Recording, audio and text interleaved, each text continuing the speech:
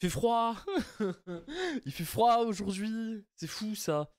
Bon, alors. Déjà, bonne semaine à tous, parce que c'est le premier stream de la semaine. Aujourd'hui, ça va être très tranquille. Parce que je vous avoue, en ce moment, je suis épuisé. Mais quand je vous dis épuisé, c'est... j'ai rarement été aussi fatigué dans ma vie. Donc ça va être très tranquille aujourd'hui, ça va être à base de blabla, ça va être à base de réact de vidéos. De toute façon, à mon avis, les gens ont autre chose à foutre en ce moment. Puisque, bon, bah, vous le savez, mais il y a le YCS de Lille qui arrive ce week-end. Du coup, on va être très tranquille. Hein. Ça devrait être un peu de réact YouTube. On va parler du nouveau format parce que pour ceux qui ne l'ont pas vu, bon, je pense que tout le monde l'a vu. Hein. Mais il y a le nouveau format Genesis qui vient de sortir sur Yugi. Là devant les yeux, j'ai la vidéo de Volt, donc je pense qu'on s'en servira comme support. Et puis on ira regarder un petit peu de gameplay sur 2-3 games. Parce qu'on m'a envoyé une vidéo incroyable sur la chaîne de DB Grinder à base de Trou Draco. Et moi j'ai très envie de voir ce que ça donne sur du Iron Man. Donc on va commencer avec une petite vidéo de Tero. On va enchaîner sur le format Genesis. Et ensuite, on ira regarder cette... Putain, ce bail de Trou Draco.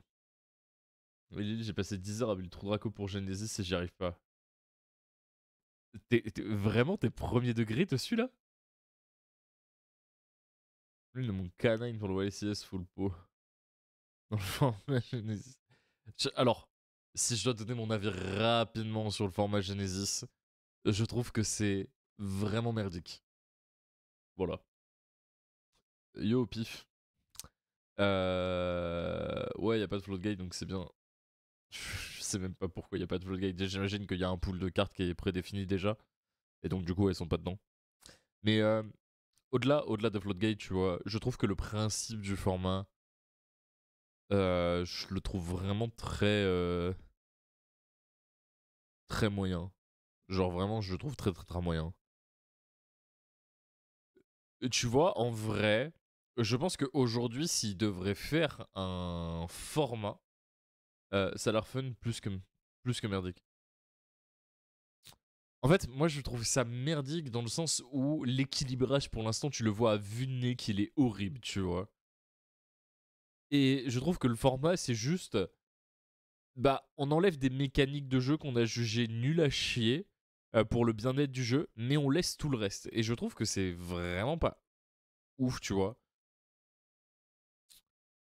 Genre, ça envoie le message de les liens et les pendules, on estime que c'est le cancer du jeu. Et ça, c'est problématique, tu vois. Et je suis pas si giga d'accord avec ça. Ah, pour l'instant, l'équilibrage sans vie. Non, mais ça se voit, tu vois. J'ai vu quelques DL passer, j'ai fait vas-y, c'est bon, je n'appuie pas dessus. Je ne me penche même pas dessus, ça me tente pas. Moi, je trouve que c'est dommage parce qu'en fait, ils ont loupé un coche et ils avaient déjà une idée dans les cartons qui était quasi finie et qu'il fallait juste aboutir. C'est que dans la première saison de Master Duel, je sais pas si vous vous souvenez, entre l'arc de Batailleville et l'arc du Royaume des Duelistes, à un moment donné, ils partent dans un espèce de monde virtuel parce que Kaiba se fait enfermer par sa direction dans ce monde virtuel. Et il y a des espèces de boss monsters qui existent en mode monstre maître ou je sais plus comment ils appellent ça. Euh, et ce principe-là, je l'avais trouvé très cool à l'époque. Et je trouve que c'est dommage en fait qu'ils aient juste pas sorti un nouveau type de carte, tu vois, en mode carte maîtresse. Tu reprends juste des cartes qui sont sorties et tu dis, bah voilà, vous jouez avec les cartes actuelles et juste vous avez ce principe de commandeur que vous pouvez ramener et faire partir, tu vois, en fonction du moment où c'est dans la saison de Noah. Bah, non, parce que je suis en train de me les remater, les trucs quand même, donc je l'ai vu passer il y a pas très longtemps, mais ok, admettons, c'est dans la saison de Noah. Euh... Ouais, mais en fait, si tu veux, je sais pas s'il y en a certains d'entre vous qui jouent à Magic. Alors, je joue très peu à Magic, donc ce que je veux dire, c'est peut-être très approximatif et très zéroné au niveau des names, mais je crois qu'ils ont un type de carte qui s'appelle des Planeswalkers. Et en fait, ces trucs-là sont considérés comme des espèces de joueurs que tu peux attaquer et qui ont des points de vie propres à eux, tu vois. Et en fait, je pense que tu imprimes le même type de carte, tu vois, avec en disant, bah voilà, il y a quelques commandeurs dedans que tu peux peut-être acheter à l'unité ou quoi que ce soit, tu vois.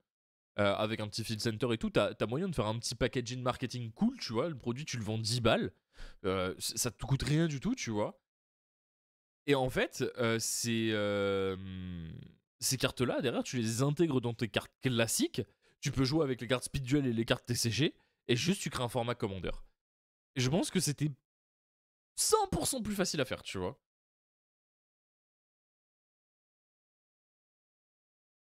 Oh, merci, monsieur Ténébra.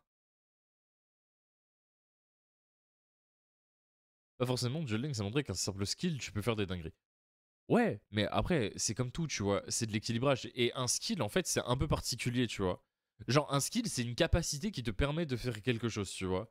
Genre là, ton boss monster, en fonction de comment tu vas le gérer et les règles que tu veux apporter, c'est beaucoup plus simple à équilibrer.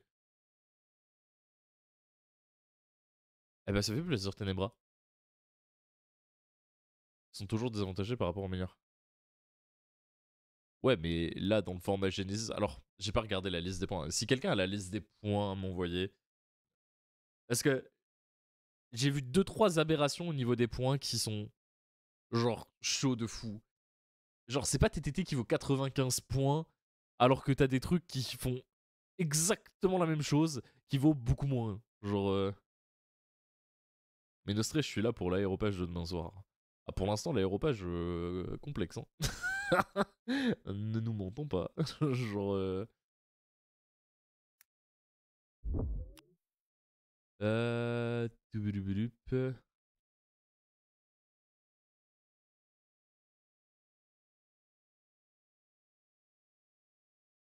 Genre, quand tu te dis qu'un dweller c'est 100 points, genre, tu fais bon, bah wesh, frérot. On s'appelle c'est 100 points. C'est quoi? En fait, ils ont mis toutes les floatgates à 100.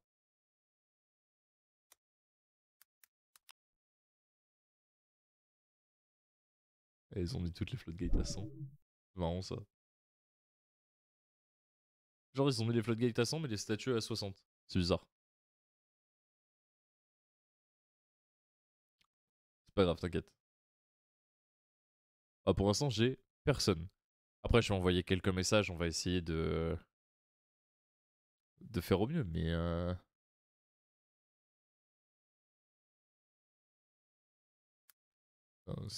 j'adore cette musique en ce moment. Ah, merci, Tiel. Le de jeu à Tienne, c'est qu'elle est imagée. Ouais, comme si on avait un joker qui peut être utilisé une seule fois et que éventuellement changer à l'issue d'un duel, ou alors imaginer des jokers qui permettent de jouer des archétypes ensemble que l'on n'aurait jamais deviné. Ouais, tu vois, ou même avoir un principe de timing, tu vois. Genre ton boss monster, par exemple, tu peux l'invoquer que sur 2 tours pendant un duel. Et en fait, l'idée, c'est un peu en mode. Je sais pas s'il y en a qui sont à jour dans. Enfin, s'il y en a qui regardent Blue Lock. Dans Blue Lock, sans spoiler n'importe quoi, à un moment donné, il y a des espèces de coachs qui sont là pour les équipes, et ces coachs peuvent intervenir un nombre de minutes prédéfini dans une partie. Tu vois. Et ben, ça aurait pu partir de ce même principe-là. On a ce truc qui arrive à un moment donné, avec tous un équilibrage un peu carré, tu vois, qui te donne merde, des capacités, et en fait, l'arrivée de ton commandeur, tu le fais en effet rapide quand tu veux. Tu vois. Et je trouve que ce principe est marrant. Si vraiment il faut, je peux compléter en urgence, mais pas sûr d'avoir un discours très construit. Non, non, mais t'inquiète. Genre, si s'il y a personne, je m'arrangerai différemment.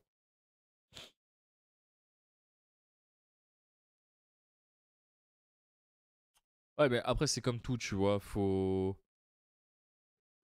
Comment dire. C'est un métier hein, d'équilibrer un jeu, et je pense que là, pour le coup, c'est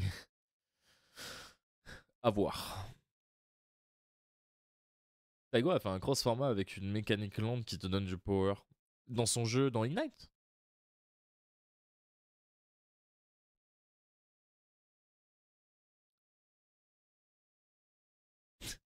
Ah, c'est vraiment des chiens, ils ont mis Rise à 97 points. Genre, c'est quoi ça?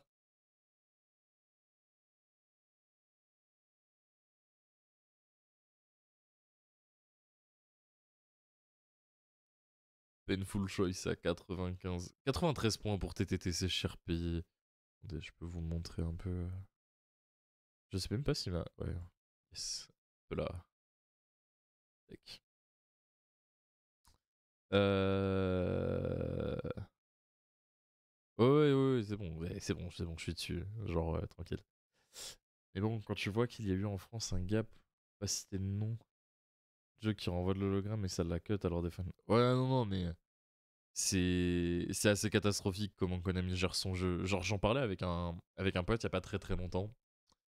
Et en fait, à quel point Konami, on a l'impression qu'il ne respecte pas les joueurs. Et c'est frustrant de fou, en fait. Mais j'ai j'ai envie de croire que dans le futur ça sera mieux. Parce que actuellement ça va vraiment dans le bon sens. Mais pendant très longtemps, Konami se sont foutus de la gueule de ses joueurs. Et c'est un peu dommage. C'est un peu dommage parce qu'ils ont un bébé qui est. En fait, le truc c'est que la plupart des gens qui jouent à Yu-Gi-Oh! Jouent à Yu-Gi-Oh! À cause d'une passion ou grâce à une passion de fou. Et le fait de leur chier à la bouche comme ça, c'est vraiment compliqué. Mais je pense que la commune de Yugi et la commune de Smash sont des communes qui se ressemblent très très fort. Genre l'éditeur qui fait non, on vous aidera pas. Et toute la commune qui la regarde, tu fais mais on t'a jamais demandé de nous aider. Et je pense que ça finira comme ça. Infinity, Bell, Baron, Diablosis.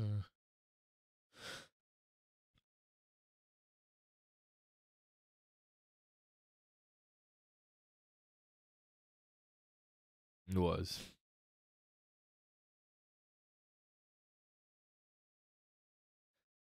Ça, c'est bien qu'il l'ait mis dedans.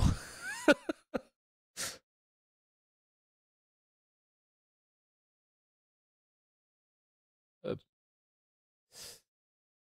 Mais dans tous les TCG, même, il y a pire que Konami. Genre, l'Orcana tolère pas un truc comme Omega. Ouais, mais l'Orcana, en fait, le truc, c'est ils ont un émulateur propre à eux, tu vois. Aujourd'hui, Konami te sort un Dueling Book, mais ils te font un copier-coller de Dueling Book. Il y a tout le monde dessus. Et ça, ils le comprennent pas. Genre, littéralement, Konami lâche un billet de 10K, d'aller 10-20K, ils achètent des baies, et genre, ils ont rendu heureux, genre, des centaines de milliers de joueurs.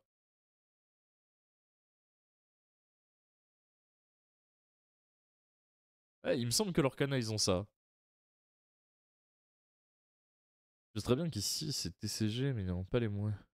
Ah, mais donc, je suis content des Master Duel. TCG comme Magic. Exactement, Magic, ils l'ont fait, ça marche très bien. Il y a One Piece aussi, il me semble qu'ils l'ont fait et que ça marche très très bien.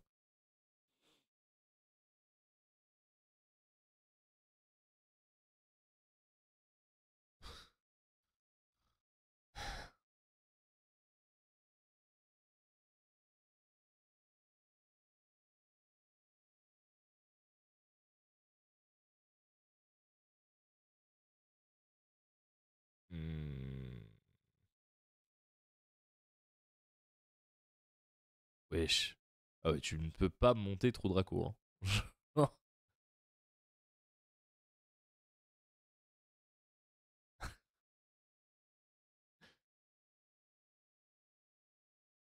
Pourquoi Pourquoi faites-vous ça? Wesh, pourquoi elle est là, elle?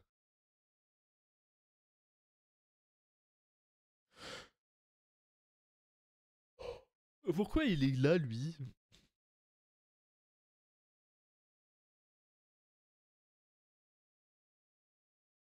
Wesh.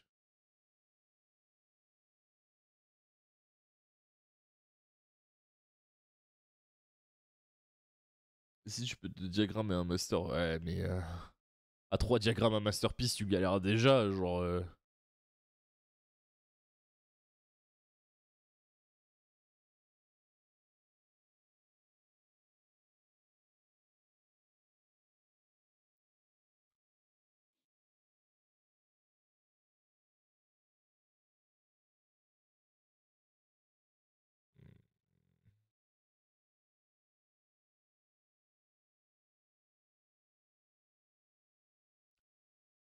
Ouais.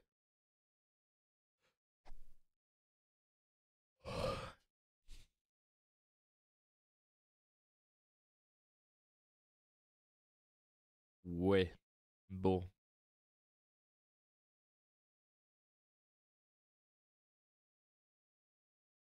La vérité, je trouve ça vraiment merdique. Genre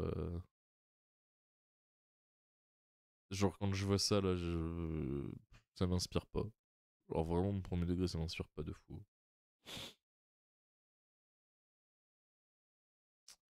Non. Je trouve ça très moyen. Bref. Le retour à la strat. Je tire en 5 tours, mais toi, pas de jeu 5 tours. En fait, je sais vraiment pas ce que va donner le format. Honnêtement, non, c'est pas officiel, mais bon. Là, si je vais éventuellement me mettre au TCG. Alors, Omega, c'est bien pour prendre en main, le TCG, parce que tu vois, tu vas avoir l'aide automatique comme t'as sur Master Duel. Mais à terme, faut finir sur DB, parce qu'en fait, DB te met dans des situations que tu as plus de chances de rencontrer en tournoi, en plus de te mettre dans des situations où ton adversaire peut oublier des effets et X choses qui soit vont te permettre d'avoir un rappel sur les effets des cartes que tu vas affronter et pas te dire bon bah voilà il y a une restriction qui a toujours été automatisée pour moi et donc du coup j'y n'y pense pas. Et en plus de ça tu te mets dans un contexte de réflexion qui est le plus proche de ce qui existe en vrai. Même si oh, aujourd'hui à vieillir tu vois dans le jeu euh, je pense que ce qui pourrait être cool, euh, c'est de jouer plus en physique possible avec tes potes, quitte à ce qu'ils soient moins bons que le niveau que t'as actuellement, tu vois. En fait, jouer en physique, ça va te donner vraiment des mécaniques que tu peux ne pas avoir quand tu joues à DB. Et c'est important de jouer en physique, genre vraiment.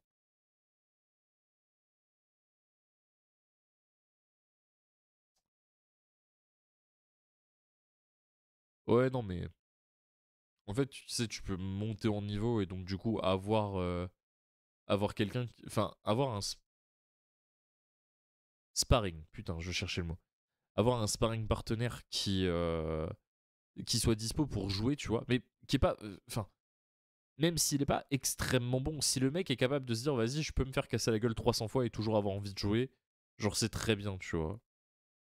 Après, plus il est fort, mieux c'est. Mais voilà.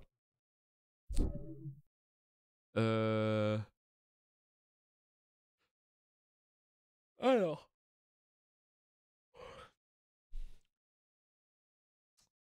Euh, Plusieurs choses à regarder. Bon, ça, on l'avait vu ensemble. Ok, on va commencer par ça. Par contre, Axel, tu as vu la bande-annonce de Jojo Steel Ball Run? Non, mais en fait, les gars, je vous ai déjà expliqué que Jojo, pour moi, c'est vraiment pas une bonne série. Et là, vous allez me dire, oui, mais les saisons 1 sont indépendantes et tout ça, parce que, grosso modo, vous êtes des fanboys de Jojo. Genre, littéralement, je me suis tapé 4 saisons. J'ai regardé les 4 premières saisons de Jojo, et j'ai trouvé ça vraiment nul à chier. Et là, vous allez me dire, oui, mais ça commence à partir de la 5. Oui, c'est ce qu'ils ont dit quand j'ai fini la 1. Ils m'ont dit ça commence à la 2. Quand j'ai fini la 2, ils m'ont dit ça commence à la 3. Et à la 3, ils m'ont dit, et en plus, il y a Jotaro. Jotaro, on dort, hein. Genre vraiment, on dort. Yes, bisous, Ténébra. Dis bien, McFly. Merci. Mais non, mais au premier degré, Jojo, on dort, quoi. C'est si facile de te trigger. Je suis très team premier degré, surtout quand je suis fatigué. Mais, euh... mais ouais. Rare image d'Axel avec un pull BTW. Alors non, en gros, en hiver j'ai toujours un sweat et en été je suis toujours en t-shirt. Et là il fait vraiment froid chez moi et je vous avoue que j'ai la flemme d'allumer le chauffage au mois de septembre. Vraiment on va mettre un pull là pour les quelques semaines qui arrivent. mais euh... mais ouais non Jojo c'est pas c'est je viens de blottir contre moi. Oh oui bébou. C'est pas si fou que ça. Genre vraiment Jojo c'est pas si fou que ça. Je peux comprendre les gens qui ont accroché, mais honnêtement, il y a tellement de choses qui lui mettent une distance aujourd'hui, genre c'est catastrophique. Bref. Hop. Ce féroce requin va me... Ah, d'ailleurs, je pense à ça. Est-ce que ça vous chaufferait qu'on fasse du react de l'animé ou pas? Parce qu'en ce moment, je suis en train de me remater les épisodes. Et ma chérie m'a dit, mais pourquoi tu le fais pas en live? Et je fais, bon, bah déjà, mis à part le fait que j'ai peut-être pas le droit de diffuser les épisodes, tu vois. Je me dis, tiens, au pire, j'enverrai un petit DM à Volt, savoir comment il faisait. Et si ça vous chauffe, go se faire ça. Et merci pour le follow. Ouais, c'est qui m'a envoyé un message? Bougez pas. Je reviens.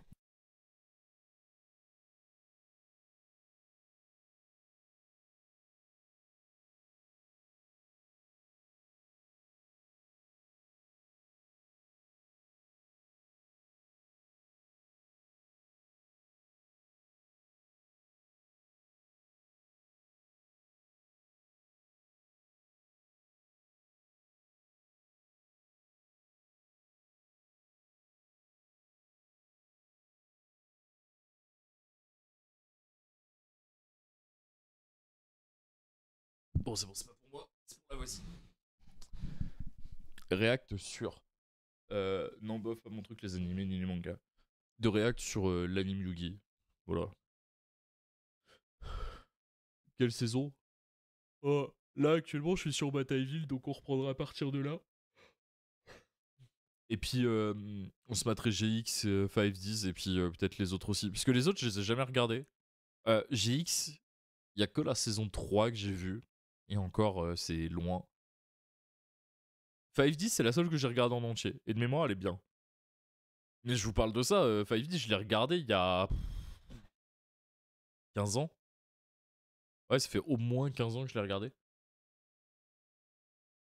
Parce que de mémoire, j'étais au collège quand je l'ai maté. Je me fais tout, moi, je suis à la fin de GX.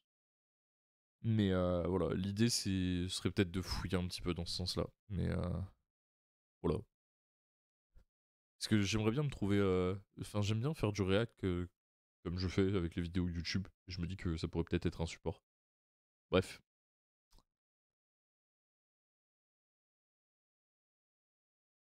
Menez mes créatures marines à l'assaut.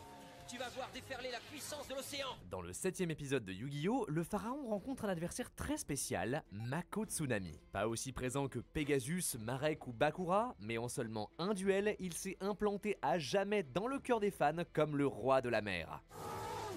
Achève-le! Avec son bonus terrain, il submerge Yugi sous les monstres aquatiques. Au bord de la défaite, le pharaon, dos au mur, sort le move ultime. Soldat géant de pierre! Attaque la lune!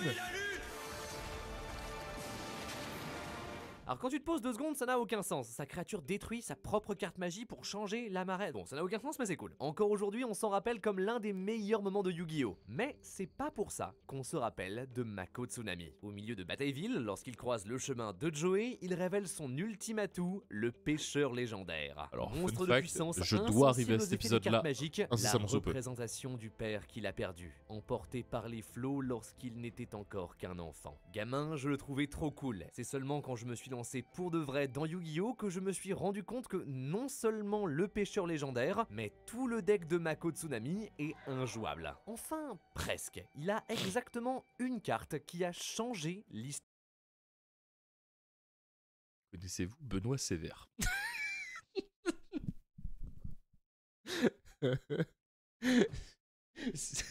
Alors, qui est Benoît pour ceux qui ne le connaissent pas?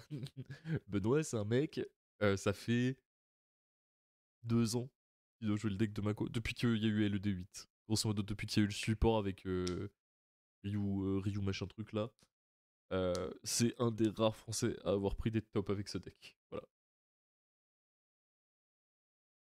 De Yu-Gi-Oh! Moi, c'est Théromique et aujourd'hui, enfin, on parle du pêcheur légendaire. Pourquoi il ne fonctionne pas? Comment est-ce qu'on a essayé de le Merci, sauver? Etienne. Et quelle est la carte de Mako qui a failli briser le jeu? Alors, juste avant, les amis, on vient de sortir la première grande update de duel. Ça me permet de vous parler de Yu-Gi-Oh autant que je le peux, Je- tant qu'il y aura des choses à dire. Pourquoi sais le que ça en pêcheur pense certains. légendaire est nul? Il faut dire que 7ème épisode oblige, les cartes de Mako font partie des premières jamais sorties. Méduse vient de Metal Raider, Grand Blanc du deck de Monsieur Doc Seven, vous êtes quelqu'un qui cherchait le caca. genre, genre, on le sait que cette formation tend certaines personnes.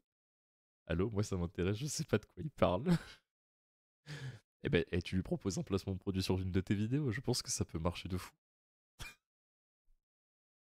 démarrage de Yugi. Sans effet, avec 1600 d'attaque, il est surclassé en tout point par un Lajin, le génie mystique de la lampe, avec ses 1800. La blague, c'est que c'est autant que le boss Déjà- ultime J'ai de déjà Mako Scanfilm à pendant le placer sur mes royaume. propres vidéos. C'est vrai que c'est pas mal. D'ailleurs, faudrait que je t'envoie un message. On risque d'ouvrir des sections dans Antenna et peut-être qu'on pourra te placer des liens vers Scanflip. Si ça te chauffe. Bien évidemment, si ça te chauffe. Je prends. Bon, je t'en reparlerai quand on y sera. Mais on veut se faire un petit onglet contenu communauté avec les travaux qui sont mis en avant par la commune et du coup bah, ça rentre pile dedans. Et quand ça sera prêt, j'enverrai un petit DM. Donc je pense d'ici peut-être un mois et demi dans ces eaux-là. Des duellistes, Kairyushin. Qu'est-ce que c'est?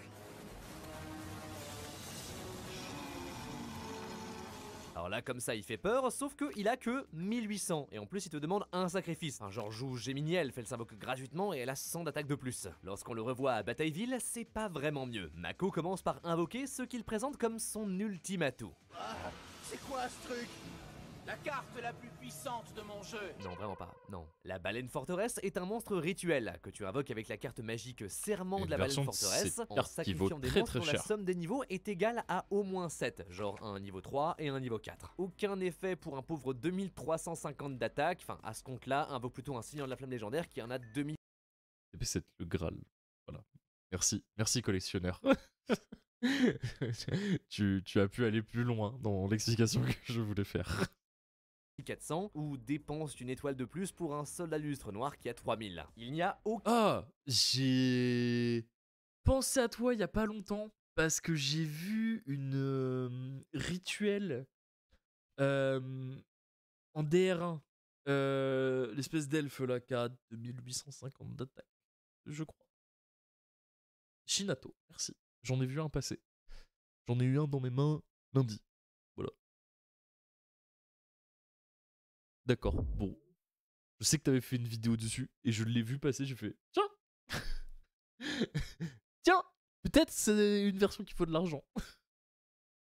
scénario où la baleine est forte. Elle est toujours dépassée en tout point par une meilleure Oh, j'ai une carte. carte, ouais, Heureusement, dans le même épisode, Mako sort son véritable atout, le pêcheur légendaire. Joey tente de l'affaiblir avec son videur d'énergie, mais ça ne fonctionne pas. Tant que Umi est sur le terrain, le pêcheur n'est pas affecté par les cartes magiques. Et en plus, il ne peut pas non plus être ciblé par Je une pourrais attaque. pas te Avec dire. ses 1850 pour un monstre sorti dans Serviteur du Pharaon, c'est pas trop mal. Genre, on a juste été à la DAC parce qu'il y avait un pote qui avait plein de cartes à vendre. Du coup, on a papoté et j'ai vu dans ce qu'il vendait à un moment donné, la carte allait passer. Je fais autre chose. Le truc c'est que même si les magies ne lui font rien, il est toujours sensible aux pièges et n'importe quelle force de miroir en vient à bout. Ça, Joey l'a compris. Il retourne bouclier magique de bras pour prendre le contrôle du pêcheur légendaire et le mettre dans la ligne de mire de la baleine forteresse. Le champ est libre, il assèche le terrain et termine le duel avec son guerrier panthère. Ce fut un honneur de t'affronter, Mako. Voilà le premier problème. Le pêcheur a des protections, mais pas les bonnes. S'il avait été immunisé aux pièges plutôt que aux magies et ne pouvait pas être ciblé par des effets de cartes plutôt que des attaques, ça aurait pu être très cool. Mais là, ironiquement, il est trop fragile. À l'époque, comme monstre à un sacrifice, on préférait plutôt Jinzo qui annule toutes les pièges, ou alors les monarques qui, quand ils arrivent, se débarrassent d'une carte de l'adversaire. Après, c'est pas pour dire que tous les monstres hauts sont nuls. Bien au contraire. Surprenamment, même au tout début de Yu-Gi-Oh, les créatures aquatiques montrent Ah ouais, beaucoup de sont potentiel. énormes, Burgot c'est quand même amphibie monté. MK3 attaque directement, En fait- chevalier sirène En fait, le problème que j'ai actuellement avec l'achat et la revente des cartes, c'est que moi, typiquement, je suis un vendeur d'ulti. Donc, j'ai plein de cartes en ultimate. Enfin, la plupart de mes staples se veulent être en ulti. Sauf que quand je les ai achetés, genre les super polis, les droplets et tout ça, ça valait 100, 120, 130 balles pièce. Aujourd'hui, toutes les cartes valent 50, 60 balles pièce. Et genre, j'ai trop le seum. Il y a une décote sur ces cartes qui est folle. Après, j'ai quand même l'impression que vu qu'aujourd'hui, Konami s'amuse à rééditer du Quarter et du Starlight, mais toujours pas de l'Ultimate, l'Ultimate va peut-être devenir la valeur sûre. Ouais, mais en fait, le truc, c'est que les Ultimates d'OTS, genre, il y a des staples dedans et c'est pas censé descendre, tu vois. Genre, une droplet n'aurait jamais dû être en dessous de 100 balles. Je suis désolé, mais droplet devrait pas être en dessous de 100 balles. Et quand tu vois le prix, tu prends la seule qui a pas trop bougé, c'est Imperm.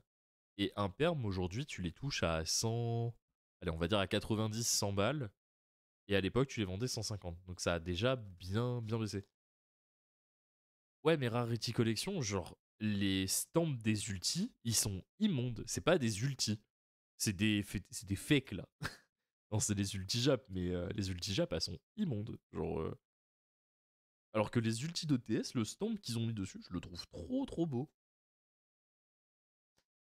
C'est pas les mêmes raretés exactement. Et en fait, enfin, je trouve ça immonde. Et puis, enfin, je vais pas vous mentir, moi les QCR, je trouve ça dégueulasse. Voilà. Après, je fais un effort quand j'ai des floodgates en QCR, hein, mais ça s'arrête à ça. Euh... Notre époque, qui veut jouer en brillant, des QCR, Starlight, tout ça. Ouais. Moi, personnellement, si je dois faire un tri dans mes raretés, l'Ultimate est devant. Ensuite, c'est le collector, mais le collector, pas de RA, justement, le collector, on va dire, des éditions, des demi-éditions, là. Et après, c'est le secret de booster d'origine. Genre, je le trouve. Enfin, ces trois raretés-là, je les trouve vraiment trop trop belles.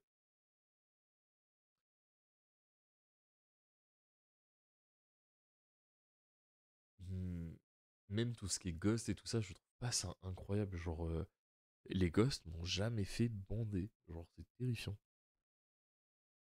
Attaque 2 fois, et surtout, Soldat des Abysses peut défausser un monstre haut pour renvoyer une carte sur le terrain dans la main. Couple-le au serpent sinistre. S'il est dans ton cimetière, au début de ton tour, tu peux le récupérer dans ta main. Tu as donc toujours une carte à défausser avec ton soldat. C'est fumé, au point où quelques temps plus tard, on a fini par l'interdire. Grâce à lui, tu contrôles le terrain, C'est parce que tu joues depuis longtemps, les Ultimates sont adorés par les OG comme nous, pour qui c'était de la chasse les cartes il y a 15 ans. Et petit à petit, notre population diminue et les nouveaux n'ont pas connu cette hype. Ok. Mais tu vois, ça va faire 10 ans que j'ai repris le jeu là, il y a pas longtemps. Genre, l'année prochaine. L'année prochaine, ça fera 10 ans. Genre... Bonjour. J'ai pas vu passer les dizaines. Enfin, je l'ai pas vu passer les dizaines d'années. tu empêches l'adversaire de s'établir et tu amènes tes propres monstres hauts. À côté, Mère Grizzly les invoque directement du deck, Mobius Genre, il y a 8 ans, je le voyais, l'ulti c'était la hype. Maintenant, il y a de moins en moins de monde qui veulent le full set. En gros, t'es un boomer. En gros, je suis un boomer. Mais tu vois, genre là, je suis en train de refaire toutes mes staples correctement en joli en ulti. Là, je vais commencer à chercher un playset de Ghost Ogre en ulti.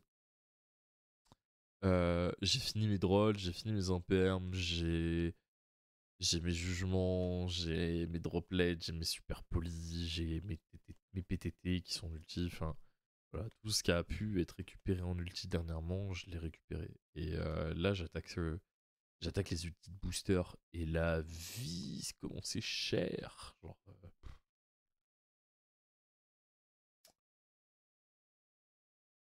donc, voilà, genre là, je vais acheter Ghost Ogre. Ensuite, je vais me faire Dizzy Crow et je finirai par le Boss, qui est Veiler. Et voilà. Bonjour, j'ai une petite question pour l'événement qui se passe ce week-end à Lille. Est-ce qu'on peut venir gratuitement pour regarder? Tu peux y aller totalement gratuitement pour regarder. Tu vas même pouvoir t'inscrire sur des tournois qu'on appelle des side events. C'est des petits tournois à côté qui coûtent genre 10 balles, 10-15 balles, et qui se lancent à la demande. En fait, dès qu'il y a 8 joueurs, vous partez en tournoi. Mais tu peux visiter, tu peux aller acheter dans les boutiques. Le seul truc que tu n'auras pas le droit de faire, c'est prendre des photos des tables. Tu pourras prendre des photos de la salle, mais tu pourras pas prendre des photos des joueurs et des tables si t'as pas un pass. Alors, je suis pas censé dire ça, mais bon, moi je suis pas sponsorisé Konami. Tu peux le faire en Soum Soum, y a pas de souci, mais juste quand tu vois un judge passer, tu caches le fait que tu sois en train de faire une photo ou une vidéo et tu reprends après. Alors, oui, tu peux pas circuler comme tu veux entre les tables. Genre, si la personne que tu viens voir est en plein milieu d'une rangée, tu pourras pas te mettre juste derrière elle pour regarder sa game. Ça, tu pourras pas. Mais tu peux venir dans la salle, tu pourras regarder de loin, et etc., etc. En gros, depuis la Rarity Collection, il y a 1058 Ultimate, 1061 avec OP29. Et avec les Rarity et les OTS, il y avait genre 700, 750 max. Ok. Non. D'ailleurs, tu devais pas faire une demande pour un pass, toi. Bah, pour le coup, j'ai pas trouvé l'endroit sur le site pour faire la demande. Donc c'était un peu chiant. Donc je sais pas comment les gars ils vont se démerder, mais ils vont se démerder. Et puis je vais refouiller pour Bologne. Et il faudra absolument que je trouve pour Dortmund, parce que Dortmund je suis sur place. Donc ouais, la DAC sera là-bas. Et ce full set 758 GOG, je pense que c'est des dizaines de milliers d'euros.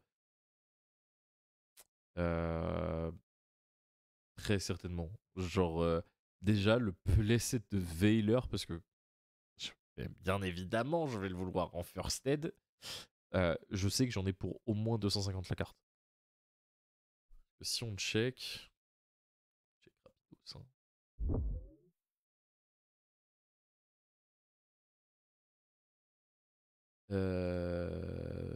Badou, badou.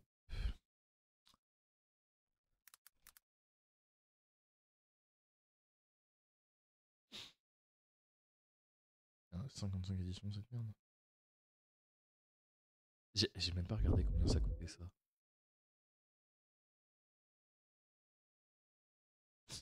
Ok. Pardon. Pardon, ma French.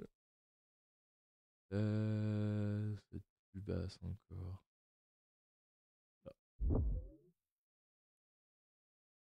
Bien que les héros, Veiler et compagnie, c'est une folie, Veiler.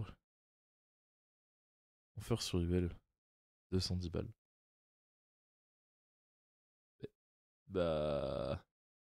Ouais, 200 balles en excellent. Genre.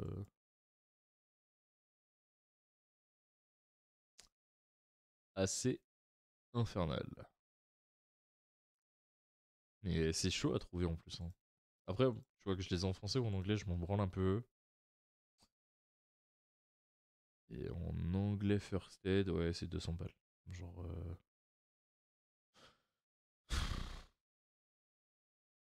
Ah, je suis dit ça me prend. Ah, par contre, je les fais pas en américain. Genre, j'ai fait l'erreur de prendre mes drôles en ulti-US. Je cherche à les swap. Si quelqu'un a des ulti français, je veux bien du swap. Parce que les drôles, ils sont vraiment pas très sexy en ulti-US. Mais je peux comprendre qu'il y en a qui soient des bandeurs. Hop, voilà, drôle. Et en fait, je trouve que tu vois pas. Enfin, vu que la teinte est plus pâle, tu vois pas suffisamment l'ultimate, enfin le foil d'ulti.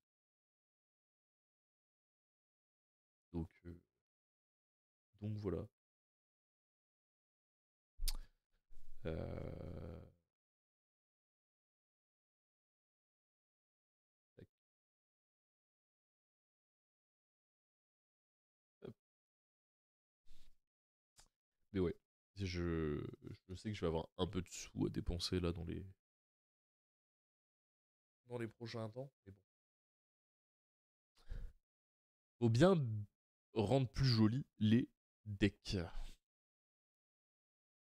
Bref, Au tournoi à Yu-Gi-Oh! Yu contre un sacrifice détruit 2 mages du piège de l'adversaire, tandis que Genovirus défausse une carte et déclare un type de monstre, guerrier, magicien, et détruit tous les monstres de ce type. C'est extrêmement fort, au point où il a même passé plusieurs années sur la banlist. Toutes ces cartes se font leur place dans les premières années de Yu-Gi-Oh! On les retrouve jusqu'en GOAT, le format de 2005, où ils ont leur petit succès. Problème, le pêcheur légendaire ne rentre pas vraiment là-dedans. Il n'a aucune synergie avec le soldat des abysses et est systématiquement surpassé par des créatures plus fortes comme Mobius. On ne l'a donc jamais vu en tournoi. Dans l'anime, c'est pas mieux. Vaincu, Mako donne son pêcheur à Joey qu'il utilise dans quelques duels, mais sans plus. On le voit aussi rapidement pendant l'arc de Noah, entre les mains de Tristan, possédé par l'un des méchants de la Kaiba Corp. Pêcheur légendaire, attaque Gazelle, le roi des bêtes. Et ben voilà. Maintenant.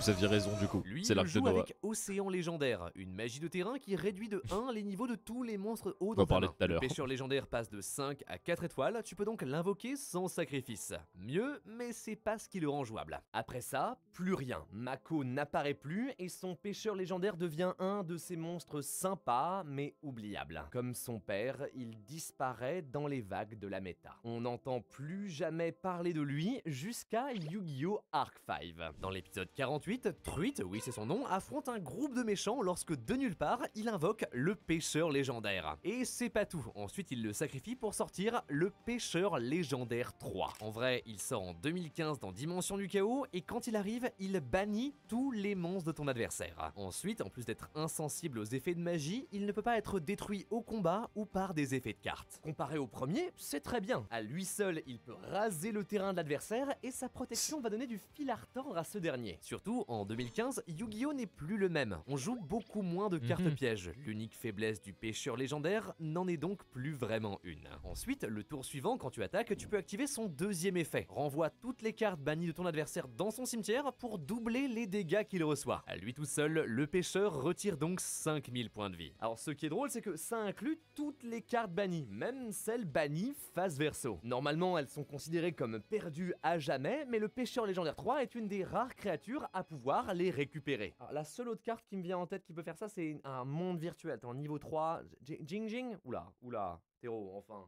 Bon, tout ça c'est très cool, le seul problème c'est de l'invoquer. Un guerrier haut de niveau 7 qui a besoin d'un autre guerrier haut précis de niveau 5, aucune carte ne cherche ça. Le pêcheur légendaire est isolé. En 2015, on jouait Nécrose, Abyssardan, Marionnette de l'ombre, et même si son effet est puissant, il ne rentre dans aucun de ses decks. Il n'a juste aucune synergie. Pour en avoir, il faut attendre encore 2 ans. Dans Dueliste légendaire, on découvre le pêcheur légendaire 2. Alors oui, on a eu le 1, puis le 3, puis le 2. C'est Star Wars le truc. Parce que c'est logique. Sur l'artwork, c'est d'ailleurs nul autre que Mako Tsunami en personne. Après tout, si le 1 représentait son père, c'est logique qu'il reprenne son héritage. Ça fait de lui un des seuls persos de l'animé à être représenté sur une vraie carte. Le truc, c'est que son effet est bizarre. Son nom devient pêcheur légendaire quand il est sur le terrain ou dans le cimetière. Tant que tu contrôles Umi, il n'est pas affecté par les effets des autres monstres. Puis, s'il est détruit au combat ou alors par effet de carte, tu peux ajouter un monstre haut de niveau 7 de ton deck à ta main, au hasard, le pêcheur légendaire 3. Donc il est considéré comme le pêcheur légendaire pour que tu puisses t'en servir pour invoquer le 3ème. Alors ça, pourquoi pas? Le truc c'est que il le cherche que quand il quitte le terrain. Donc ok, maintenant t'as le pêcheur légendaire 3 dans ta main, mais t'as plus de pêcheur légendaire sur le terrain pour l'invoquer. Pourquoi? De même, je comprends qu'il soit insensible aux effets de monstres, c'est un peu un hommage à l'original, mais à quoi ça sert sur une carte dont tu veux te débarrasser? Pêcheur légendaire 2 est une des cartes les plus mal designées que j'ai vues de ma vie. Si encore il cherchait le 3ème directement quand tu l'invoques, ou alors il le cherchait quand il quittait le terrain, mais puis invoquer un autre pêcheur légendaire de ton deck, ça aurait été cool. Mais non. Résultat, encore aujourd'hui, le pêcheur légendaire n'a toujours pas son propre deck. On tente de l'intégrer dans des stratégies basées sur des monstres hauts, mais sans succès. Il est juste trop dur à sortir, le jeu n'en vaut pas la chandelle. La vidéo pourrait s'arrêter là, un monstre sympa, unique, rempli de potentiel, mais injouable, voilà l'héritage de Mako Tsunami. Sauf que le pêcheur légendaire n'est pas sa seule carte, il en a une autre qui a bouleversé Yu-Gi-Oh! Tu t'améliores, petit. Mais j'active le tribut torrentiel. Lorsque un ou plusieurs monstres sont invoqués, détruisez tous les monstres sur le terrain. Voilà le texte de Hommage torrentiel. Comme ça, Qui l'a déjà pris, mais genre... Grande claque dans ta gueule. Genre vraiment, tu t'y attendais pas, tu la connaissais pas, ou Tu te dis, tiens, cette carte n'existe plus dans le jeu, et tu te l'es prise. Perso, ça m'est arrivé en 2023. Voilà, sachez-le. Bon, local, j'ai fait rage quitte mon Ether avec. Ah, mais c'est pas étonnant. Genre, genre en 2023, je joue mes meilleurs Kashtira. Et à un moment donné, à la résolution de Théosisme, le mec en face de moi me regarde et fait hommage. Et il répond. J'étais là, je fais comment ça, mon ref? Comment ça, mon ref, hommage? Qu'est-ce qu'il fout là? Ainsi que Force Mirror. Force Mirror, vraiment, tu peux pas l'arriver. Bonjour. Ça m'est arrivé. Dodo sur Edlich. Allez, chiche. Jouer Edlich quand j'ai repris, c'est exceptionnel. La gueule de cette personne, c'est trop bien. Gratuitement, tu rases le board. Simple, mais terriblement efficace. Mieux qu'un trou noir, c'est une piège que tu peux donc activer quand tu veux. Retourne-la au meilleur moment pour anéantir son combo et terminer le duel. Sorti en 2003 dans Labyrinthe des Cauchemars, Hommage Torrentiel trouve sa place dans tous les decks. Et depuis presque 25 ans, il n'a jamais quitté la compétition. C'est ce qu'on appelle une staple, comme Rageki ou Force de Miroir, une carte forte, peu importe ta stratégie. Présente dans 3 générations de l'animé, on le retrouve dans 10 decks de champions du monde. Encore aujourd'hui, c'est la carte avec le plus de top au world. Récemment, on la voyait dans Dinomorphia, Paléozoïque ou alors Labyrinthe, des decks pièges avec pas beaucoup de monstres, mais très efficaces pour se débarrasser de ceux de l'adversaire. Tu peux même l'ajouter de ton deck à ta main avec Fureur de Keiryushin, qui en plus peut se bannir du cimetière pour protéger tes monstres hauts de la destruction. Enfin, dans Yu-Gi-Oh! Zexal, Shark, qui rend indirectement hommage à Mako avec ses requins, active Renaissance Torrentielle, l'inverse de hommage qui ramène les monstres sur le terrain lorsqu'ils sont détruits. Bon, c'est pas très fort, mais ça montre l'impact que la carte a eu sur le jeu, tellement puissante qu'elle a dépassé l'aura de Mako Tsunami. Et dans ce genre-là, c'est pas la seule. Le pêcheur légendaire a une seconde carte iconique. Le terrain du pêcheur légendaire. Le terrain est divisé en 2 parties égales. La première moitié est recouverte de terre et l'autre d'eau de mer. Si le duel de Mako est aussi mémorable, c'est parce qu'il introduit un concept fondamental du royaume des duellistes, le bonus terrain. Les monstres du pharaon ne peuvent se battre que sur la terre ferme, alors son adversaire active Umi. La reine se couvre d'eau et dissimule les créatures aquatiques. En vrai, Umi se contente de booster l'attaque et la défense des monstres poissons, serpents de mer, tonnerre et aqua de 200 points. Dans la même veine que Yami, montagne, terre dévastée, il fait partie des toutes premières magies de terrain de Yu-Gi-Oh! Et elle est, bon, complètement nulle. Enfin, genre, sérieusement, à 200 points, à quoi ça sert? Dans l'animé, Mako l'a très bien compris. Son vrai atout, c'est Mur Tornade. Tant que Umi est en jeu, il ne prend aucun dégât. Alors, c'est cool, mais ça ne protège pas tes monstres. Du coup, c'est un peu moins puissant qu'une épée de révélation de la lumière qui empêche l'adversaire d'attaquer tout court. Mais néanmoins, une stratégie qui dépend de ton terrain, Konami creuse l'idée. En 2005, dans la fureur des profondeurs, ils sortent l'océan légendaire. Tout le temps considéré comme Umi, ça veut dire que si tu en as 3 dans ton deck, tu ne peux pas rajouter une autre copie de l'autre, puisqu'ils comptent comme la même carte. Avec Dragon Lévia Dédale. Envoie un Umi que tu contrôles au cimetière, détruit toutes les autres cartes sur le terrain. On est 3 ans avant le Dragon Rose Noir. À l'époque, ce genre d'effet n'existe que sur très peu de cartes. En plus, t'as aussi Néo Dédale, que tu invoques en sacrifiant un Dédale normal. Il envoie aussi un Umi au cimetière, mais cette fois pour vider la main de chaque joueur. Si le deuxième est un peu trop galère à sortir pour être jouable, le premier fait peur. Couplé au Soldat des Abysses dont on a parlé plus tôt, le deck s'impose en tournoi et pose les fondations de ce qui va progressivement devenir le deck haut. Quelques années plus tard, on reçoit discrètement Kodarus, niveau 4, donc sans sacrifice. Il se débarrasse de Umi pour envoyer 2 cartes sur le terrain au cimetière. Avec lui, Temple oublié des profondeurs, une piège qui devient Umi tant qu'elle est sur le terrain. La traîne se forme. En 2012, Umi est à nouveau redesignée en Lemuria, la cité oubliée. Magie de terrain des abysses, soldats sous-marins qui défaussent des monstres hauts pour activer leurs effets. Malheureusement, là-dedans, Lemuria ne leur est pas d'une grande aide et n'a donc presque jamais été jouable. Pour qu'une version de Umi s'impose dans la compétition, il faut attendre 2017. Dans Crise Maximale sort Pacifis, la cité spectre. Si ton adversaire active un effet lorsque ton terrain... Est-ce que je vous ai déjà parlé de la sainte extension MACR Louange à MACR dans Macre. Et il y a Trou Draco. Meilleure extension de tous les temps. Fin du débat.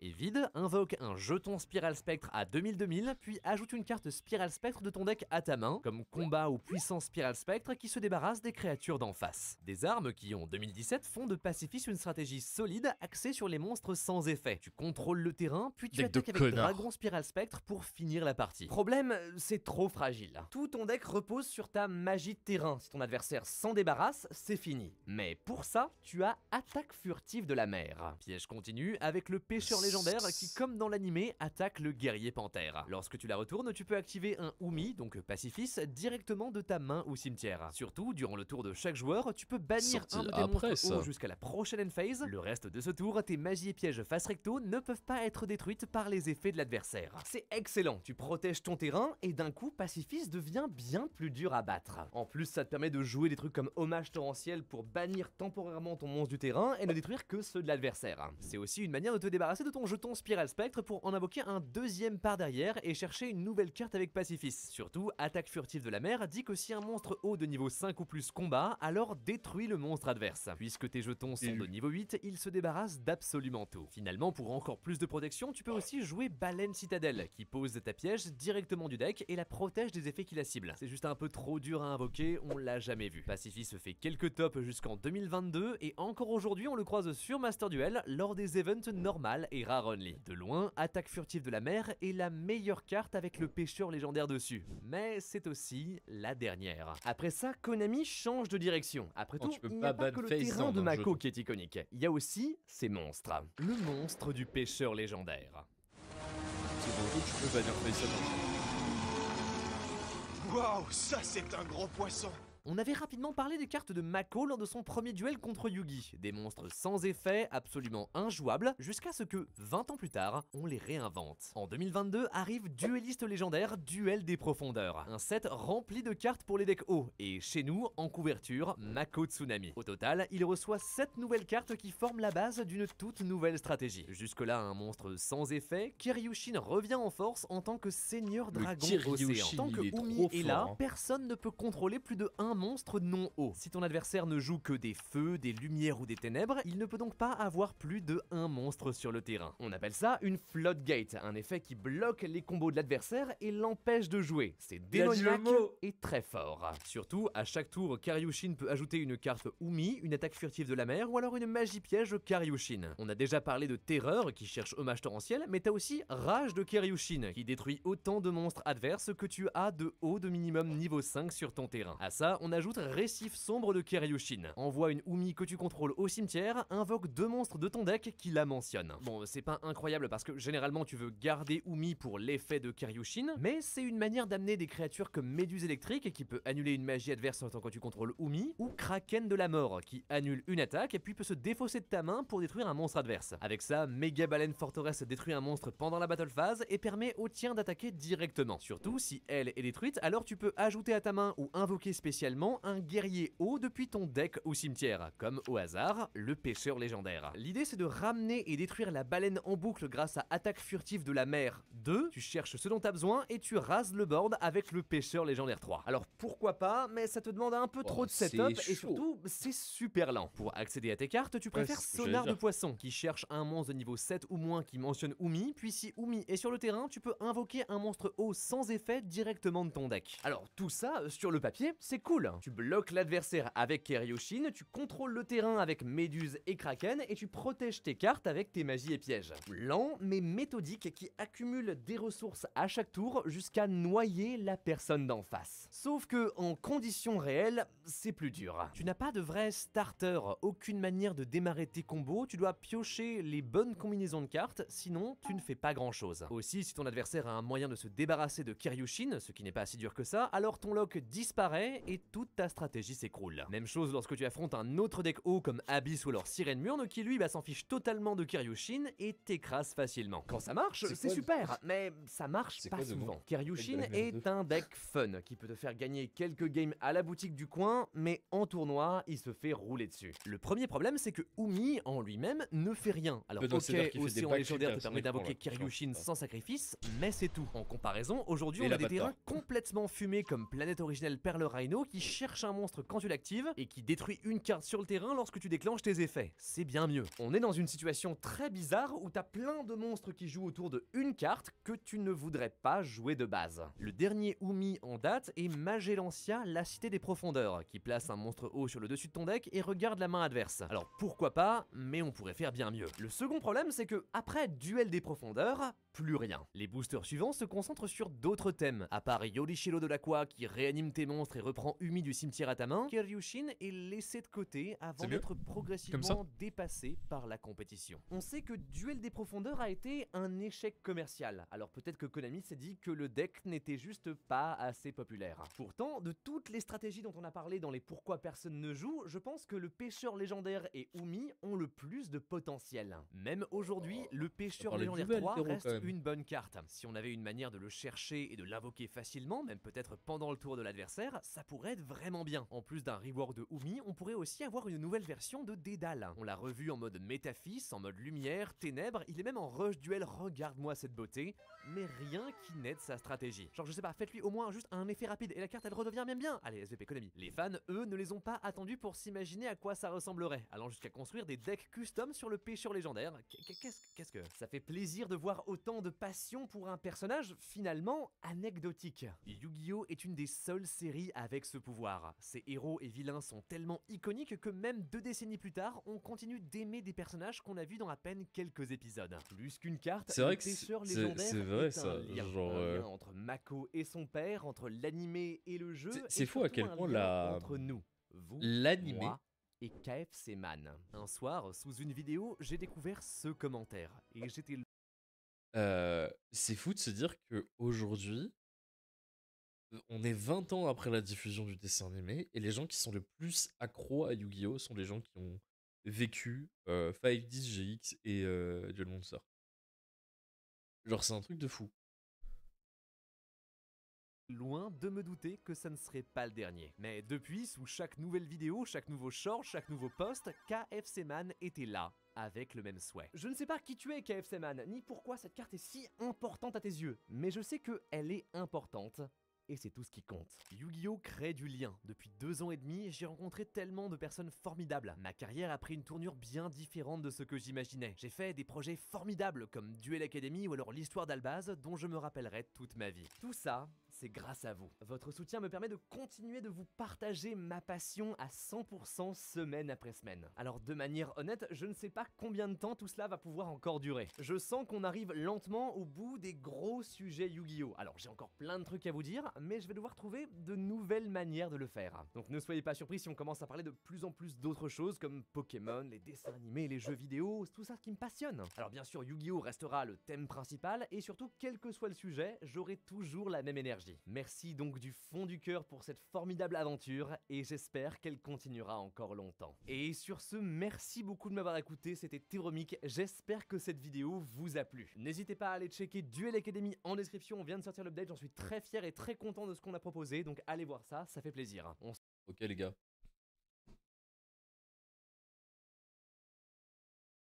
Si un mec tout seul met une pression pour faire une vidéo sur le pêcheur légendaire, je vous annonce que je commence l'arc. À chacune de ces vidéos, je mettrai pourquoi personne joue True Draco.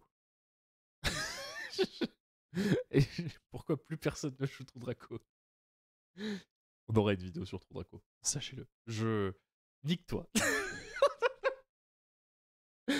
Ça commence maintenant.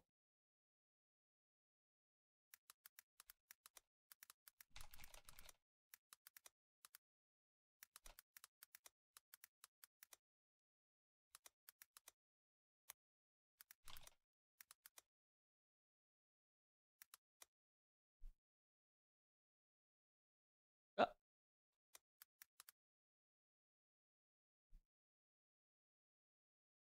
On est parti. On est un peu sa KFC Man. Quand même. On attaque l'arc. L'arc posté sous toutes les vidéos de Théro. Ok. Bon. Explorons ça. Mesdames et messieurs, bonjour et bienvenue pour cette vidéo qui va parler du format Yu-Gi-Oh! Genesis, donc un nouveau format que Konami a mis en place. On va en parler, on va voir ce que c'est et je vais vous donner mon avis sur un peu tout ça. Donc si tu n'as aucune information, si tu viens de découvrir, installe-toi, tu vas voir, c'est un peu spécial.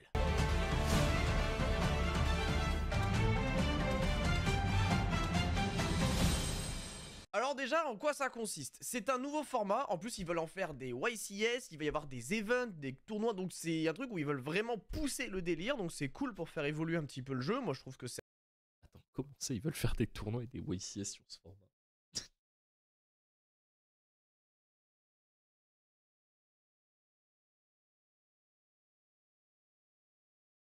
Vous êtes en train de me dire que ça va avoir un YCS avant le Time Wizard?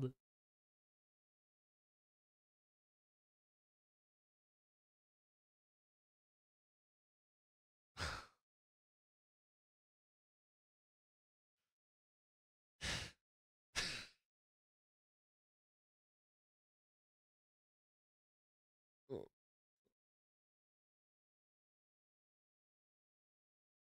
pas bien ça. C'est intéressant de ne pas rester tout le temps statique dans un format, faut tenter des choses. Et là du coup ils tentent Yu-Gi-Oh! Genesis. Alors, les règles sont très simples. C'est Yu-Gi-Oh! Comme on le connaît aujourd'hui, sauf que les liens et les pendules disparaissent. Alors ça va peut-être faire plaisir à certaines personnes qui voulaient tenter Yu-Gi-Oh! Dans un format un peu moderne, mais qui avaient du mal parce que du coup, bah, il y avait des mécaniques qui étaient trop complexes pour eux. Bon, après, même si je pense que les pendules et les liens, c'est pas complexe, il faut juste s'y intéresser. Les Xyz et les synchros, c'est tout aussi complexe quand tu ne connais pas. Bref. Il n'y a plus de MZ, donc il n'y a plus l'Extra Monster Zone, il n'y a plus les scale pendules. Bon, à la limite, ok, allons-y.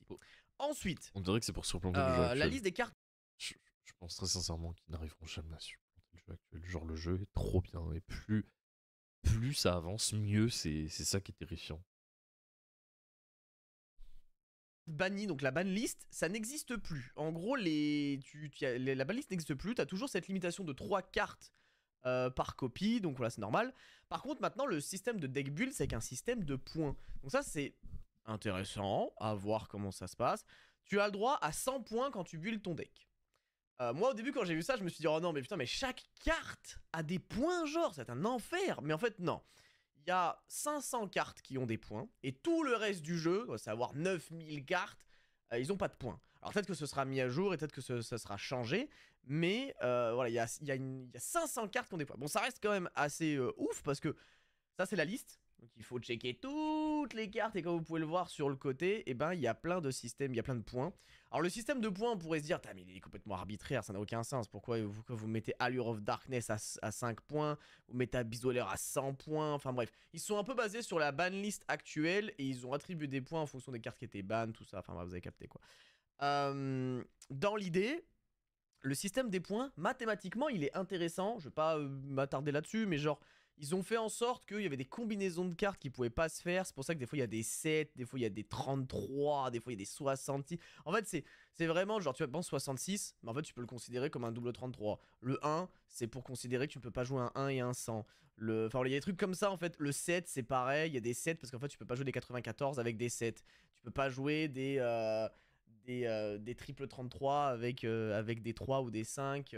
Enfin bref, il y a des combinaisons mathématiques qui ont été Merci, quand même bien monsieur pensées. Axe, pour le follow. J'ai vu ton message, je te réponds après. Je m'occupe de la partie équipe après le stream. Mais genre vous êtes un certain nombre de l'équipe à m'avoir envoyé des messages qu'il faut que je gère. Je trouve. Par contre, après, pourquoi telle carte vaut tel point, machin? Alors, Arcane Force the World à 100 points. Certes. Pour les autres. Ce marché si bizarre, je trouve, disons que. Désolé, j'ai attendu la fin de la pub, t'inquiète, y'a pas de soucis. En fait, je trouve ça très malsain de genre commencer à faire des YCS sur ça et de pas le filer aux joueurs, aux joueurs Time Wizard. Genre, la commune Time Wizard, que ce soit Goat ou Edison, tu sais qu'elle va répondre présente si tu lances un YCS. Et genre, je trouve que c'est de la connerie de pas l'avoir Même un YCS à 500 personnes, qu'est-ce que t'en as à foutre, genre golfer. Krista à 100 points. Oh, les Nemesis à 100 points, c'est une dinguerie. Enfin, bref.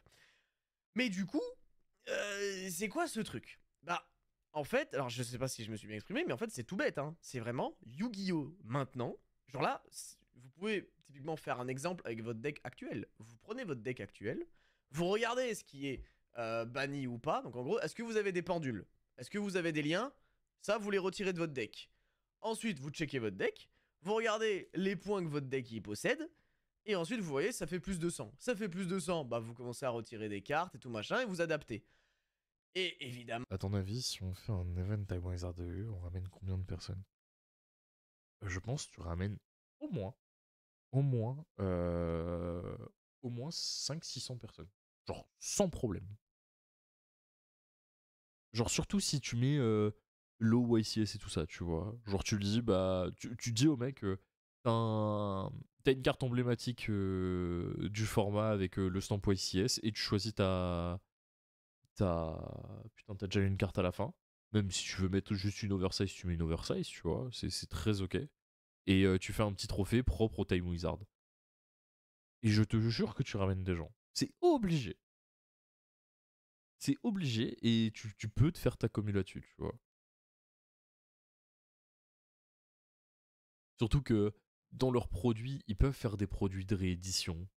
Ils... ils ont trop de trucs à faire. Ils ont vraiment trop de trucs à faire. Tu peux faire des OTS de Time Wizard, tu peux faire. T'as trop de choses à faire et ils exploitent pas et ils préfèrent mettre des points sur des cartes. Genre. Vraiment, je comprends pas. Je comprends pas le choix de Genesis. Après, tant mieux si ça amuse des gens. Hein. Mais là, comme ça n'a pas l'air. En fait, l'avantage qu'ils ont avec le Time Wizard, c'est que le format existe déjà, qu'il est équilibré, que les cartes sont déjà balance, que ce qui est unfair, mais a du répondant en face. Enfin voilà, tu vois, il y a trop de choses qui. En fait, il y a beaucoup moins de travail à faire dans le Time Wizard plutôt que dans la création de cette merde pour avoir un format qui tourne correctement. Et le pire du pire dans tout ça, c'est que tu vois, tu peux t'entourer de joueurs de talent du Edison ou des temps passés, surtout qu'ils en ont certains quand même qui sont déjà dans leur staff, tu vois, je pense notamment à Billy Break et ce genre de personnes et de profils.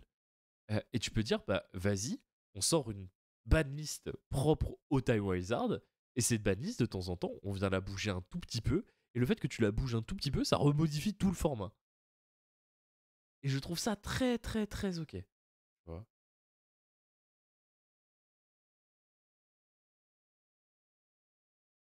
Moi, je préfère Genesis Time Wizard parce que j'ai acheté des cartes vieilles de 15 ans.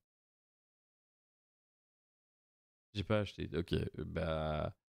Ok. Mais en fait, le problème que le Edison a, c'est qu'il y a un vrai problème dans la réédition des cartes. C'est juste ça. Et yo, Dimensio. Comment il va, le monsieur Jules, là? Mais non, j'ai la DAC qui est sur mon stream en plein travail. Mais quel honneur! Putain, je sais. Après, je sais pas si c'est un honneur ou si je dois le vivre comme. Comment dire? Comme un remplacement du fait que votre streamer préféré ne soit pas en stream actuellement. Voilà. Je sais pas comment je dois le prendre. On te stalk, en effet. Même si elles sont rééditées, je les achète pas, elles ont 15 ans, putain. Ah non, mais je peux comprendre. Après, tu vois, très personnellement, j'aimerais bien me faire un deck LS pour jouer en Edison, parce que j'aime bien LS, je trouve que le principe du deck est cool. Mais je mettrais pas genre plus de 30, 40, allez, 50 balles grand maximum dans le deck. Ça se prépare, le Lille en légende avec des joueurs qui sont très au courant de ce qu'ils jouent, il semblerait. Non, mais je.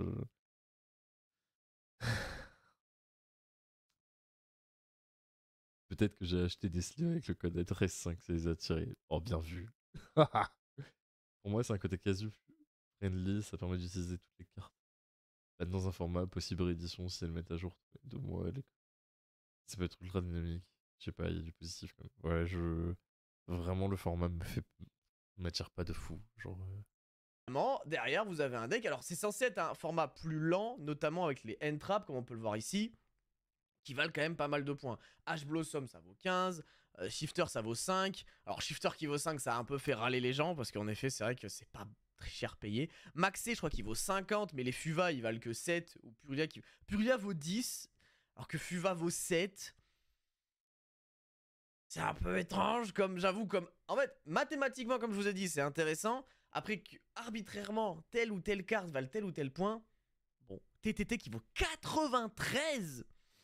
Bon, enfin bref, je pense que vous avez compris. Et comme exemple, par exemple, on pourrait prendre le Vanquish Soul K9. Moi, je trouve ça très drôle comme affiche, parce que c'est un deck qui est très très fort, qui s'est fait toucher. Et on a des cartes comme Paradise qui ne valent pas de points. Des cartes comme Nash qui valent pas de points, Reaper vaut 20 points, Jokul vaut pas de points, Izuna vaut 40, enfin en gros en cumulé ça fait 40. En fait ce deck, là de premier abord on pourrait le voir, et on pourrait se dire putain mais c'est un deck méta en fait, et ça vaut 99 points. Je sais pas, est-ce que ça va vraiment attirer les gens, ou est-ce que ça va juste être un effet de hype qui va faire en sorte qu'après derrière bah, le truc sera abandonné et on verra bien quoi. Mais en vrai je me dis, on est plutôt d'accord. honnêtement, Je pense qu'on pourrait pas si d'accord.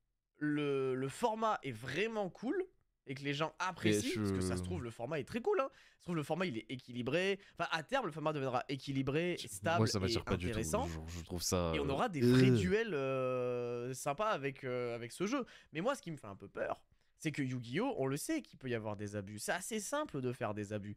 Et quand déjà t'es limité avec bah déjà ça, qui est littéralement le seul moyen d'empêcher les abus, généralement, c'est vraiment... ça c'est vraiment... Là c'est les garde-fous du jeu ça, hein. Ça c'est... S'il n'y a pas ça, le jeu il est dur quoi. Mais en même temps, j'ai l'impression qu'on peut quand même bien les rentrer un peu partout. Juste en fait ce que ça nerf surtout les engines. Il y a juste des engines, tu peux pas en abuser. Mais j'ai pas l'impression non plus qu'on puisse jouer... comment dire, ils ont tout bridé et ton n'importe Draco. quoi. C'est-à-dire qu'en C'est gros, tu fou, peux pas ça. jouer. Genre, je vois des Blackwing ban, enfin des touchés, mais je suis pas sûr que moi demain je veux jouer mon deck Speedroid. Mon deck Speedroid il affronte ça quoi. Ça va être chaud quand même d'affronter des Fuva, une engine Vanquish qui n'est pas touchée. C'est fou de se dire que Olysue et Razen soient pas touchés quand même. C'est des engines qui sont très très fortes. Certaines sont touchées et d'autres non. On touche Zephyros mais on touche pas Razen et ni Olysue. C'est particulier, c'est particulier. Surtout qu'en plus ce qui fait qu'un deck ou pas est bon, c'est souvent sa capacité à jouer contre ça. Donc à voir. J'ai l'impression que ça va beaucoup ressembler au Yu-Gi-Oh! Actuel. Juste, bah, les bulles seront un peu modifs, mais ça va pas tant changer. Une engine qui est forte, bah, si elle est pas touchée, elle restera forte. Et ça, c'est l'exemple parfait. C'est que Vanquish, on connaît l'engine, on sait que c'est fort, avec ses broken avec Olysue. Même Dracotail, apparemment c'est pas trop touché. Enfin voilà, ah si, j'avais vu ça, voilà. J'avais vu ça, là. Ça, c'est marrant, ça. Genre, c'est full dispo, sauf qu'il y a Pot de Cupidité qui est à 30. Mais d'ailleurs, Pot de Cupidité à 30, c'est très drôle également. Mais voilà. Ça me fait rire. Je pense pas que ce soit viable non plus. Après, il y a des trucs comme tir à la main, ça a été nerf. Héros, bah pas touché apparemment. Bref, dites-moi ce que vous en pensez. Je sais pas trop quoi en penser. J'avoue que moi, je trouve ça bien dans l'initiative, mais j'ai peur que bah, ce soit juste Yu-Gi-Oh! Et on a enlevé les liens et les pendules. Voilà. Pourquoi pas, hein, mais peut-être que... Mais est-ce que finalement... peut-être c'est aussi ça, ils se sont dit, ok, on a... Après, tu sais, on peut essayer de bloquer dans Exodia, c'est pas mal. Pendules, quand même. Mais en même temps, on peut pas, du jour au lendemain, retirer cette mécanique. C'est pas possible, tu vois ce que je veux dire. Donc, ils ont créé un format alternatif pour se dire, bon bah voilà, c'est le même jeu, sauf que on a retiré les liens et les pendules. Par contre, il y a un petit système de points pour un peu vous faire réfléchir au team build, parce que sinon, il y a des decks qui seraient trop broken. Donc, à voir. Dites-moi ce que vous en pensez. Moi, j'aime bien le délire. Mais j'ai peur que... je sais pas s'il y aura une hype de fou dessus. J'ai l'impression que la hype se fait un peu au début en mode... Ok, vas-y, on peut build... genre, c'est la recherche de build, elle est intéressante. Mais voilà. Derrière, dès que le format sera un peu résolu, donc dès que les gens auront trouvé les meilleurs decks, est-ce que, du coup, les gens continueront à s'intéresser au truc? Allez, c'était mon avis là-dessus. Sur ce, bah écoutez, portez-vous bien. Et on se retrouve dans une prochaine vidéo, normalement demain ou après-demain, où on va parler vite fait du YCS de Lille et un petit peu du format, comment ça va s'établir et comment tout ça va être visualisé et qu'est-ce qu'il faudrait jouer. Je vous poste ça demain.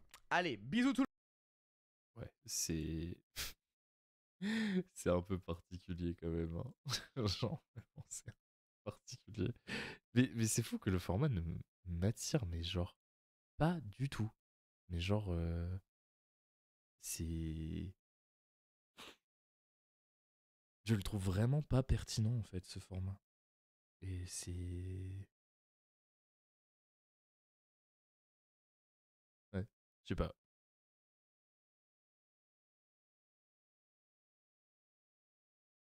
Le seul truc qui a l'air pratiquement, apparemment, c'est le pricing. Genre, ils ont changé beaucoup de choses au niveau du pricing.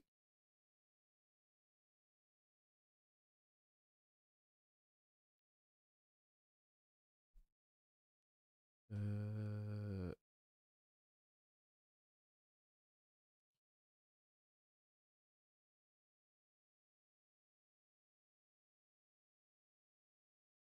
Oui,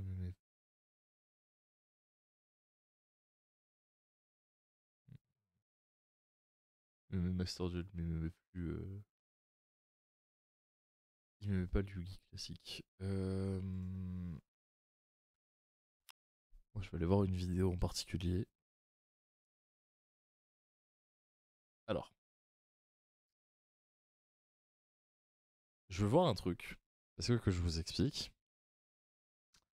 Sur la chaîne de DB Grinder, il y a eu cette vidéo qu'a spawn hier. Et du coup, je suis très curieux de voir comment ça s'en sort.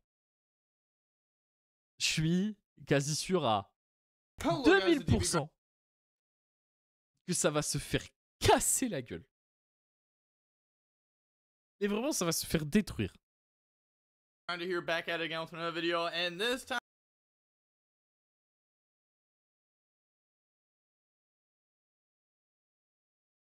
Genre vraiment, la main qu'il a là, s'il est second, il explose.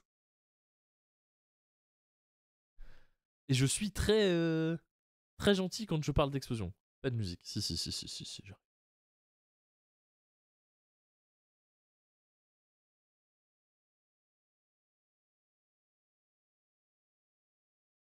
Bah déjà, il donne un dad price card.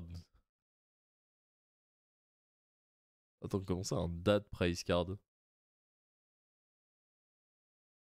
Mais, genre, c'est fou de donner un dad sur ce format et de pas faire un YCS style Wizard où tu donnes ce dad. Genre, c'est un vrai problème.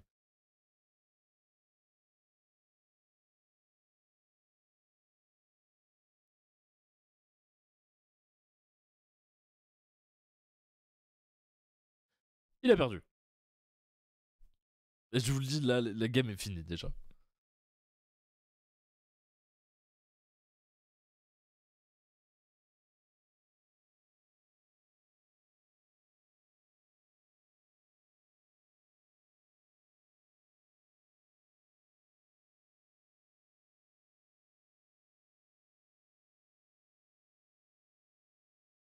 Oh.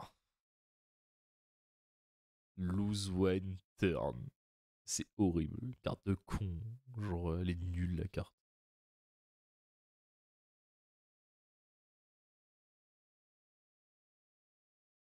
Bah allez, là tu le butes. Enfin, tu le butes.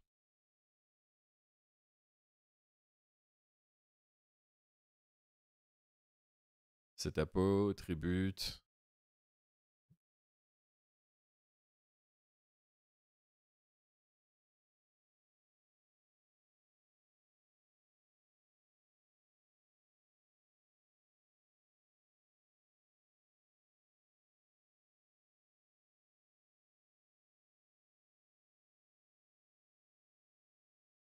Ah ouais. Mais il touche bien.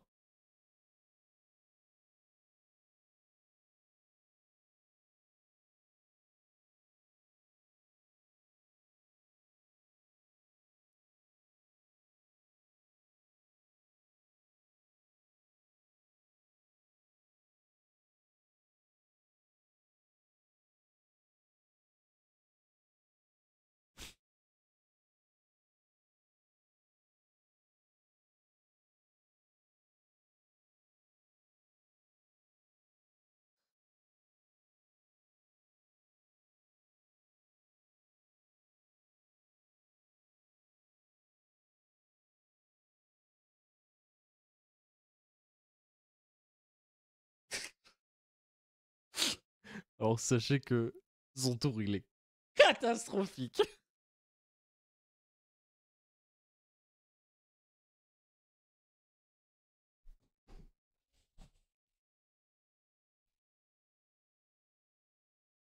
Bon bah, comment tu passes un masterpiece immune magie monstre avec éruption sur le teco?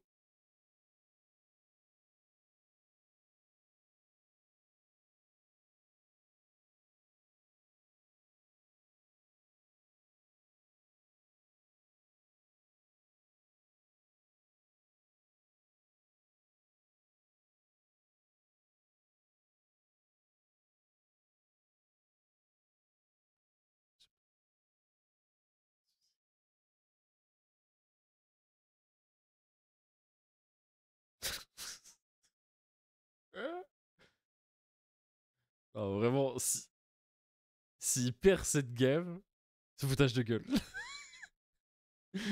Vraiment, si le canal il perd cette game, c'est vraiment une merde.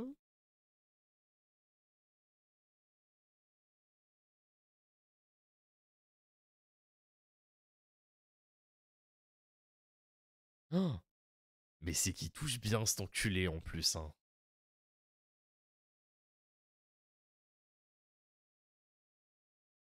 La méchanceté des hommes m'attriste beaucoup.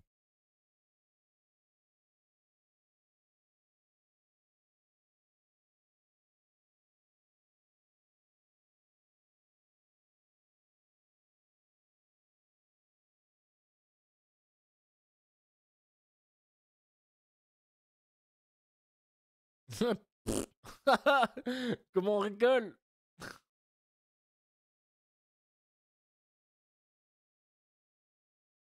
Tu dois prendre disciple, voilà.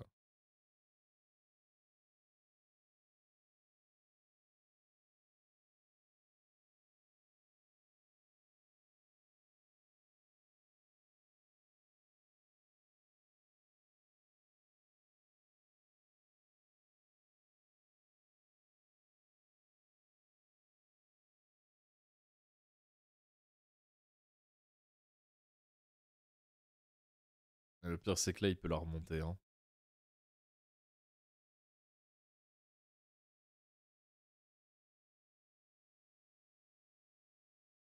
Ok, bien dit.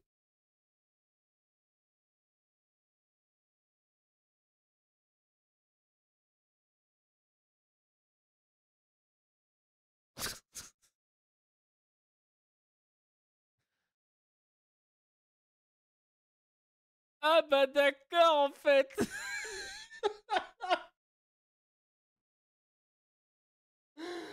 Oh non.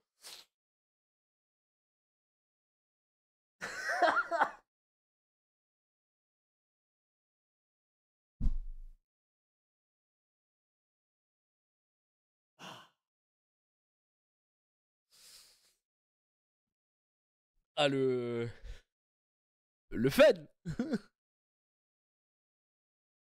Le rencontre.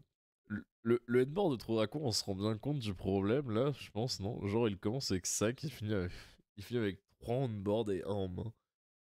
Non, non, non. Alors, là, faut savoir que sur le board de fin qu'il a fait, il a eu vraiment les 2 sorties du TD, elles sont porno, hein. Genre, ça là, ça n'arrive jamais, hein. Genre, ça va te chercher ton winglist, le mec va vouloir jouer un peu. T'as de quoi, là, t'as de quoi harddraw tout ton deck. Et vraiment, il a pris sa main, il a fait caca. Genre, là, c'est stable, tu vois. Juste. Déjà, cette carte, elle s'appelle pas trop Draco. Et c'est un problème. C'est un vrai putain de problème qu'elle s'appelle pas trop Draco.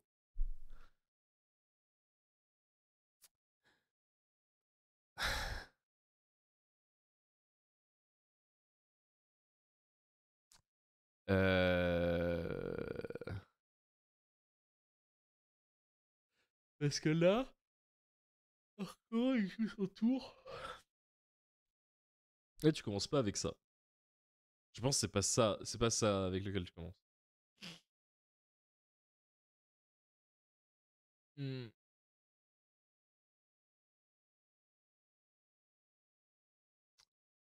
Après, peut-être qu'il décide de commencer pour ça, pour jouer dans Droll. Mais en fait, si tu fais ça, genre... En fait, ton deck, le truc, c'est qu'il meurt sur Droll. Et le truc, c'est que tu ne peux pas jouer dans Droll. Genre, juste accepte que la carte, elle tombe, t'es mort. Du coup, je pense que le bon play, si tu fais Upstart, tu vois ce que tu pioches, et en fonction, tu vas dig. Parce qu'en fait, tu veux créer de la value avec ton héritage, et tu veux finir sur Apo, héritage, et un ou deux monstres en fonction d'eux.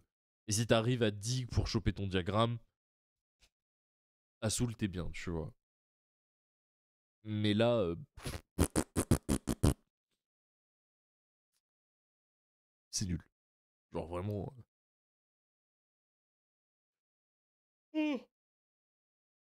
Vraiment, c'est nul à chier.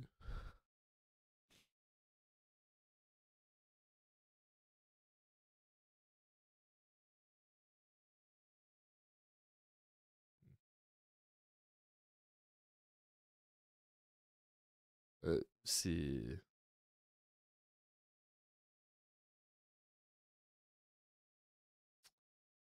C'était nul. Bref. Donc... Moi, je pense que je vais m'arrêter là pour aujourd'hui.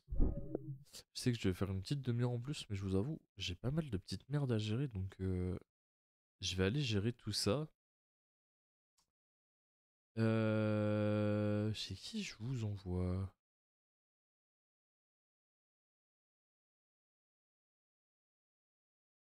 On va vous envoyer chez le Bro Labro. Hop. Ouais, il y a encore des résultats à rentrer dans Athéna. Il y a 2 équipes aussi que je dois rentrer. J'ai encore un peu de taf. Faut que je papote aussi avec des joueurs. J'ai un joueur de l'équipe qui vient récupérer des cartes à moi cet après-midi pour aller jouer sur l'île, enfin pour jouer l'OICS. Donc je vous avoue, c'est un peu la course. C'est un peu la course. Et voilà. Bon, les refs, moi je vous dis à demain du coup. Je sais plus ce que j'ai mis comme horaire, mais je vous dis à demain. Si vous avez apprécié le live et que c'était votre premier live, bah écoutez, bienvenue à vous. N'hésitez pas à lâcher votre follow. Ça fait toujours plaisir. N'hésitez pas à rejoindre le Discord. Ah mais demain on est jeudi, donc du coup demain c'est le aéropage. J'ai ça à gérer aussi. On va voir comment on gère le aéropage, parce que pour l'instant je vous avoue c'est la merde. Bref. Je vous souhaite une bonne fin d'après-midi, faites des bisous au Bro Labro, et puis moi je vous dis à demain. Allez, à plus les refs.